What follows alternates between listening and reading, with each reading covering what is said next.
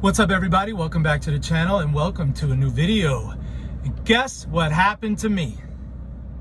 Now, if you watched my old channel, OTR Trucking with Jason, you know about me and my history with dingle balls. I was walking out of the Flying J in Mesquite, Nevada, and at the first fuel lane was a truck with dingle balls. This dude had dingle balls on the outside of his truck, big dingle balls. So about 6 steps ahead of me was another truck driver walking, and I'm walking behind him. And the truck driver stops, and the dingle ball driver was walking around the front of his truck, so they met on that front corner of his truck. He goes, "Excuse me." He was very nice, polite. You know, he grabbed the guy's dingle ball. He goes, "What's the significance?" I know that sounds funny. "What's the significance of this?" And the dingle ball driver was very cordial, and he said, "It's really nothing. It's just for decoration." And the guy goes, "Oh, okay." Yeah. And by the way, when he grabbed that guy's dingle balls, I stopped. Like, I froze, and I was like, "This is gonna get good." You know, where's my popcorn? And so anyway, now we know. No significance. It's just decoration. And I followed the driver to his truck, the guy that asked the question. And I said, "Hey, man, I'm glad you asked the guy that, because I always wondered myself." He goes, man, I always see them, and I don't know if they mean something. I don't know if that's some sort of sign." He was sort of implying like some sort of like a terrorist type of thing, you know, like a code or whatever. Although I have to say, I think the dingle ball community is Indian and not Middle Eastern. I'm trying to be as nice as I can. I really like Indian people. Padma from the show Top Chef. Okay. Gandhi. I don't know when to stop. I can't. All right, I'm stopping. Today's video is going to be about truck drivers, particularly me and other truck drivers. I got a lot of little tidbits. I think you'll find it interesting. At least I hope you do. So strap yourself in and let's get started. Let me tell you, there's nothing a truck driver loves more than when other truck drivers are sitting in the fuel aisle and not filling up. Notice how none of them has a diesel hose going to their truck. Both of them are just sitting there. I don't even know what they're doing, or if they're in the store or what. It's just infuriating. And both of those guys, if you catch them in a diner or something, and you go, "Man, I hate when guys just sit in the fuel aisle and they don't move."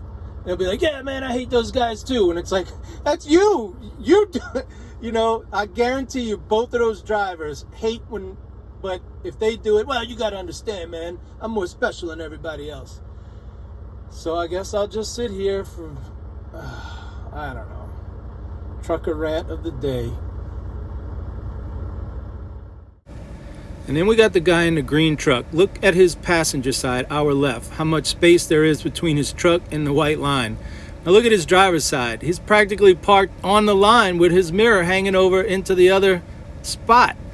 I mean, it's not a huge deal because the spots were really wide, but still, he couldn't pull forward one time just to back up again and make sure he was right in the middle of the space. I don't know, man. This was a weird day with me and truck drivers. And by the way, when I park, this is how I park, right in the middle. All right, so I just had this sort of awkward moment with this guy. I'm walking into the truck stop. He's walking out, glass door. I'm coming straight at it, not around the corner, right? And there's this issue of how long you hold the door open for somebody. If you're a man, you got about half as much time as I'm gonna hold the door open for a woman, right? If you're a man, I'm gonna 1 Mississippi, 2 Mississippi, 3 Mississippi. You got till 3 Mississippi, and that's it. You're on your own, bro. A woman, I'll hold it longer. So he's coming, I'm coming, and if we maintained our speeds, we would be in that neutral area where he's got to make the decision. Do I hold it? You know that is it more than 3 Mississippi? I think it's 4 Mississippi, but maybe. So I decide to end the confusion. I slow down, right? So that it's a clear-cut answer. I slow down, he can just walk out, let the door close. What's he do? Holds the door. So now I gotta do the awkward little runny thing. Oh yeah, thanks man. You know, it's like, man, I backed off so you can just walk out and go, right? And now I gotta run to the door. I don't know, man. I'm sure this happens to other people just like me all the time. I think we need to have a set of unwritten rules, which we do have, but actually write them down so we can avoid situations like this. All right, everybody, I need your help settling a dispute or a debate. I need to know if I was right or if I was wrong here. I drew a diagram. I've been having a lot of problems with truckers lately. I had the 2 guys sitting in the fuel island not getting fuel. They were in the store. And they had the guy who wouldn't park in the middle. He's on the line. The camera's shaking because they're loading my trailer. I had the guy holding the door. Well, now I have this issue, okay? Tolleson, Arizona.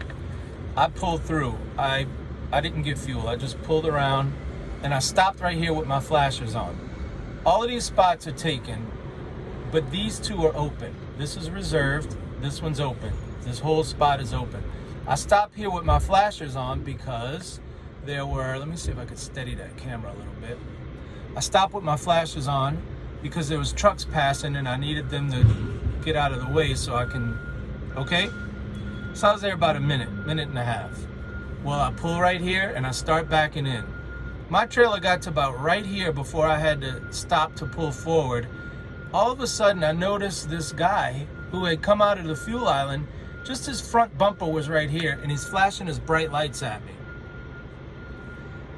He had been eyeing down this spot since the fuel island, and he wanted to just pull through without having to back in anywhere. He wanted me to give up my spot. And remember, I'm stopped now. I had to pull forward just to straighten the truck out. Here's my thought. The amount of time it takes. First of all, I sat there for a minute. He didn't know that because all of these spots were taken and it was blocking his view. He didn't have, so he didn't know that.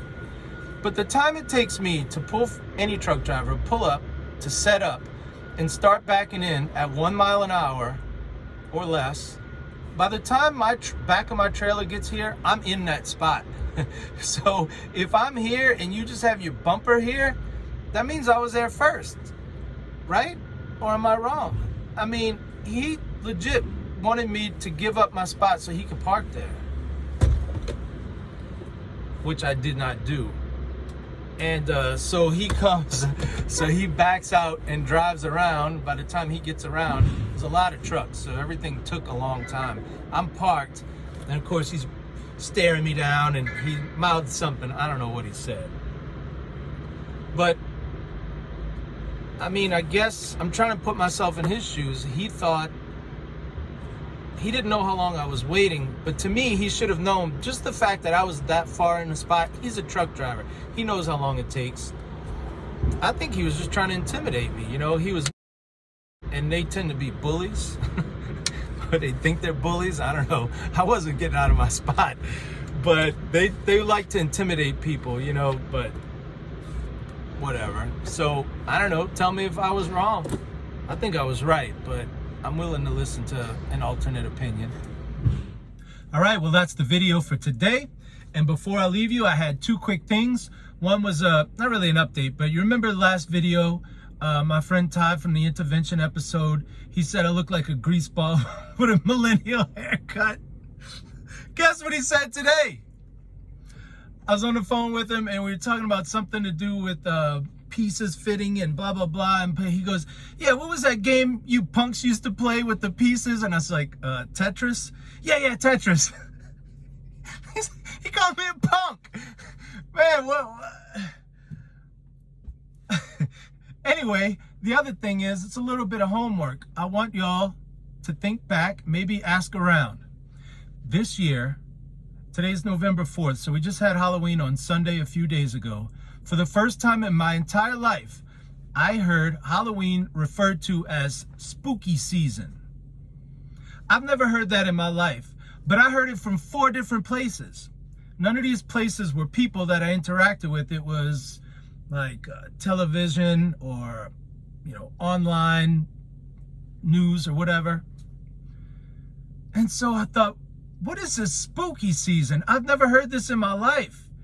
And all of a sudden, to just hear it from 4 different media sources in 1 year, I wonder if, you know how with Christmas, they changed it to the holidays? So we can't say Christmas anymore. We have to say the holidays for Christmas. But I wonder if Halloween was offensive to witches and Wiccans and, people who practice witchcraft or something. And they complain, and it's like, oh man, this, we have to consider their feelings. So they changed it to spooky season. So I want to know from y'all, have y'all heard this before? Have y'all heard this year? Certainly I can't be the only one who's heard it if I heard it from 4 different places. Or have y'all heard it in years past and I just missed it? Let me know, okay? All right, so that's it for this video. I hope you enjoyed it. I hope you consider subscribing to the channel, and I hope you watch the next one. And until then, this is Jason signing out.